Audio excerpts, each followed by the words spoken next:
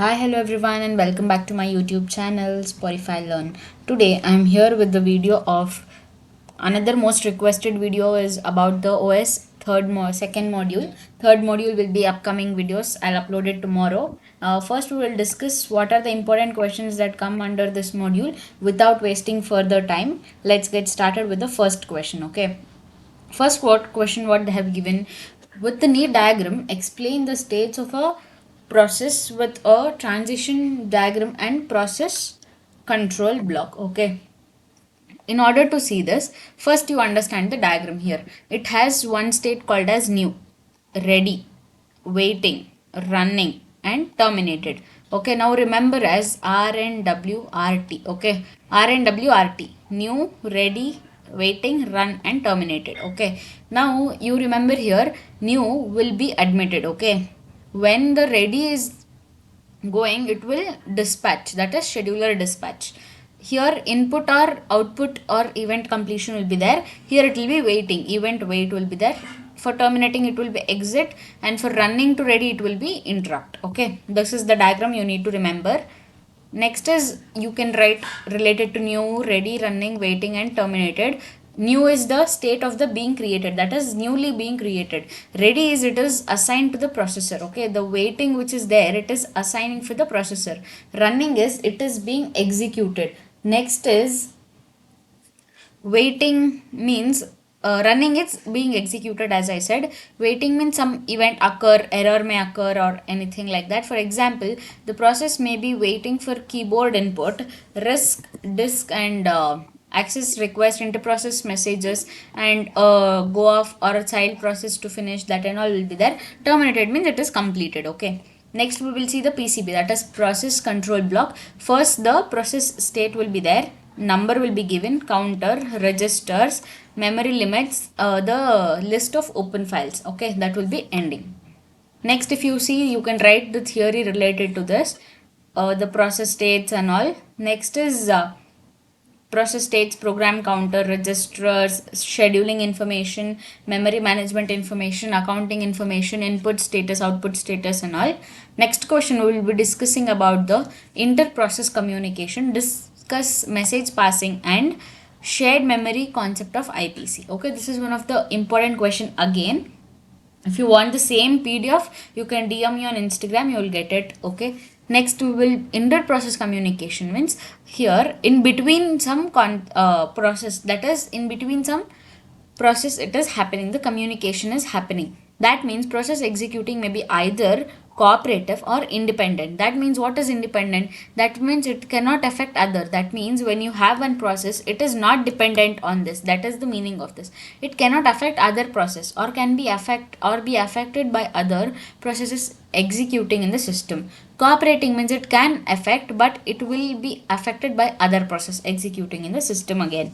See, cooperating process we discussed, right? That have some type of inter-process communication. It has two models, that is shared memory and message passing. See, shared memory, message passing, if you see, first process A is being executed, process B is executed, and again process A, process B. Here it is a message passing, here it is a shared, and a kernel mode will be there, as you know, and here also message is being passed. Okay, now shared memory system means a region is created within a address space of a process which needs to communicate, other process needs to communicate shared memory. That means it has to share within a region of where it is created, that is the address of the process.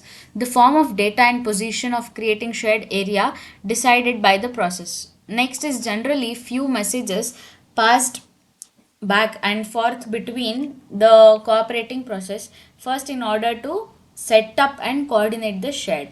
Next is about the message passing, that is nothing but a mechanism to allow communication without sharing address space.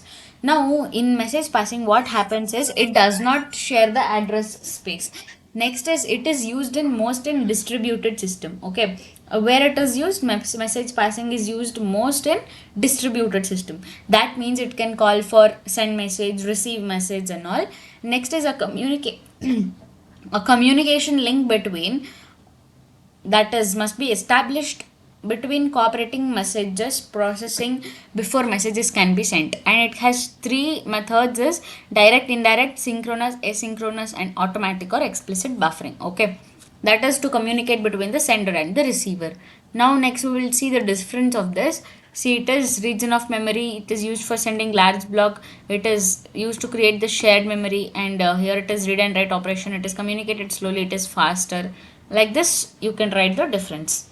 Next is also one of the most important and repeated, that is discuss the in detail the multi-threading model, its advantages and disadvantages with suitable.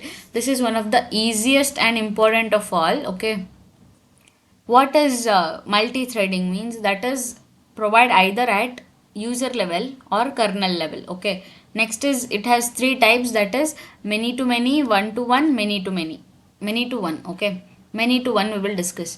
That is many user level threads are mapped to one, that is many will be mapped to only one, that is many will be mapped to only one. Okay, see here you have one kernel thread that is used in four user thread, that is many to one. Okay, this is how you discuss about this. Next is if you see disadvantages, it will the entire process will be there that will block if a thread makes a block system call that are unable to run in parallel or multiprocessor.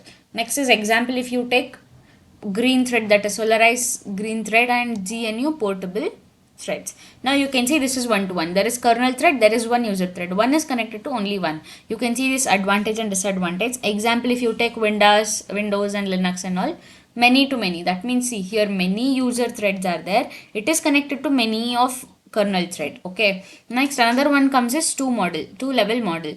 That is it will have many, that is many to many, and one is connected to one, that is called many to many, and this is two level. We will discuss about the 5 different scheduling criteria, that is utilization, throughput, turnaround time, that is called TAT, waiting time WT, and response time. Okay, this is the basic 5 scheduling criteria you have to remember.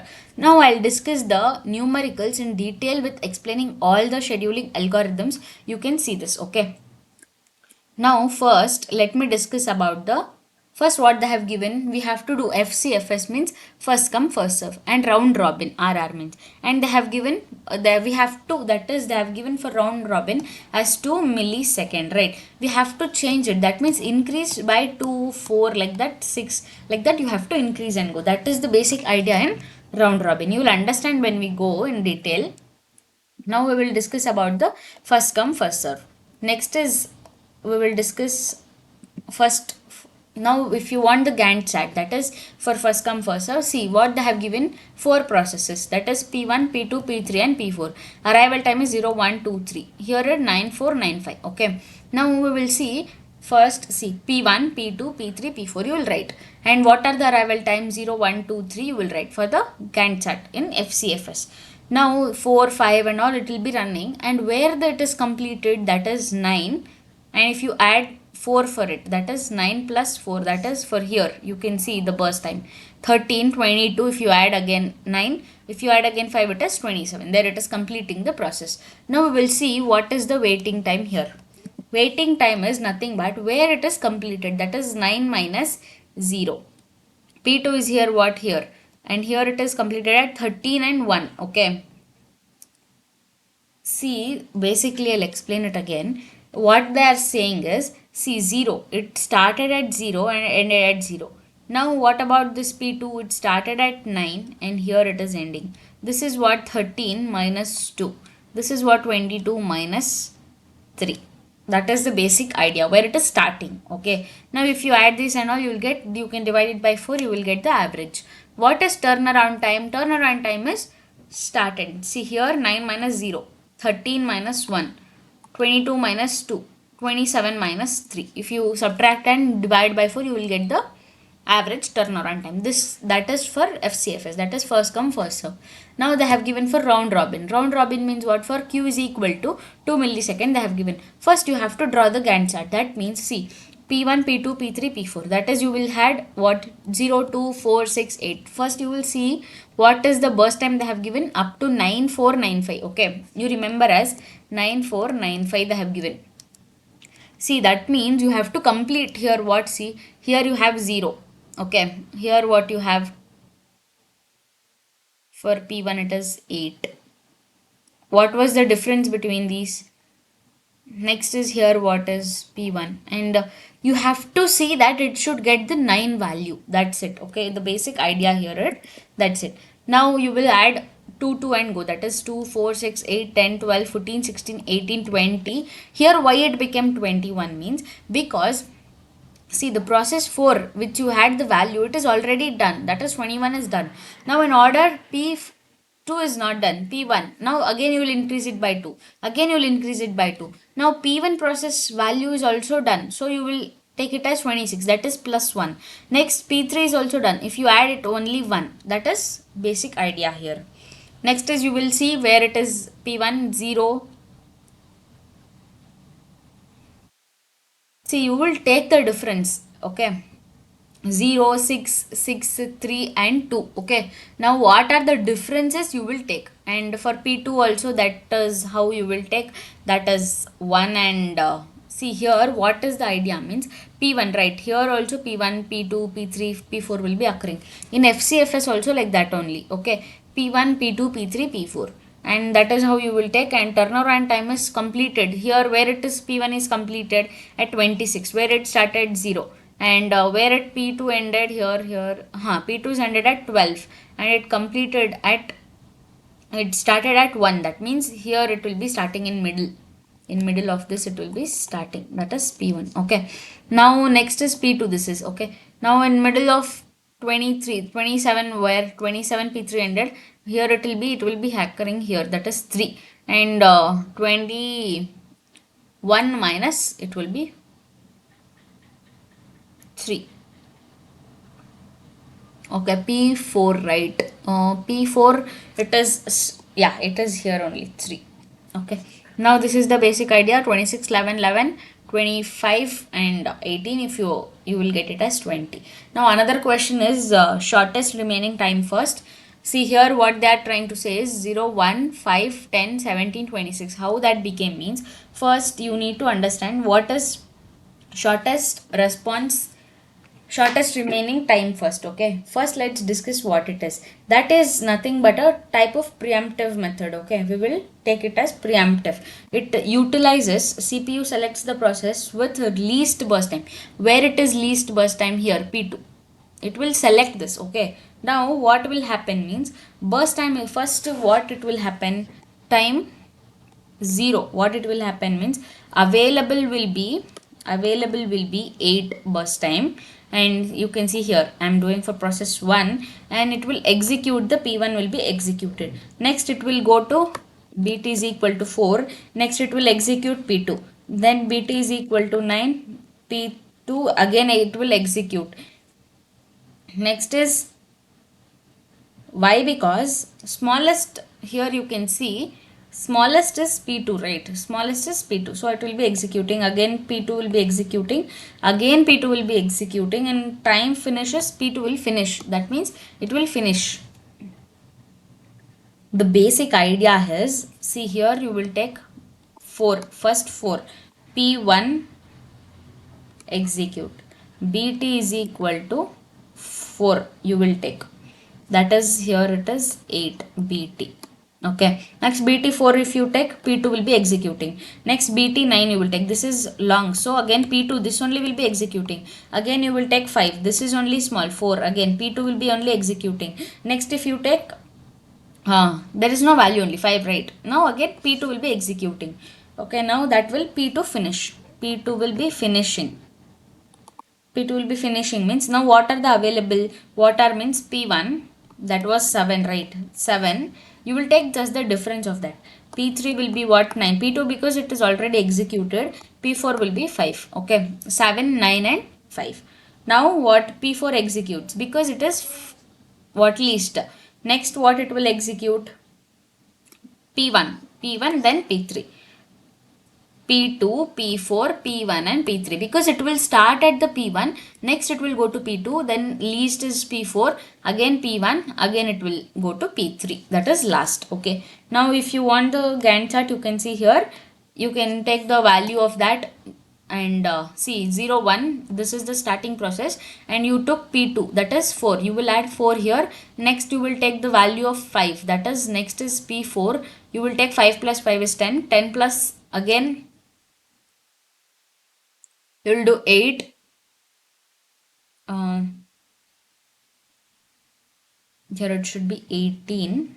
Okay, next if you add 9 you will get it as 27. Okay, that is the basic idea.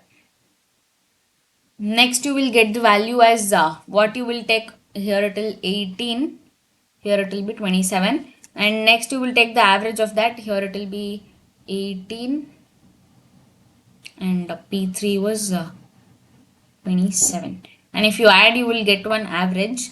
Next for waiting time you will do TAT minus burst time, and for next we will discuss about the priority scheduling, that is you will have the Gantt chart, that is here in that is also, that was preemptive, right, which that first question which we did, this is non-preemptive, that is lower number will be highest priority, high priority will be given.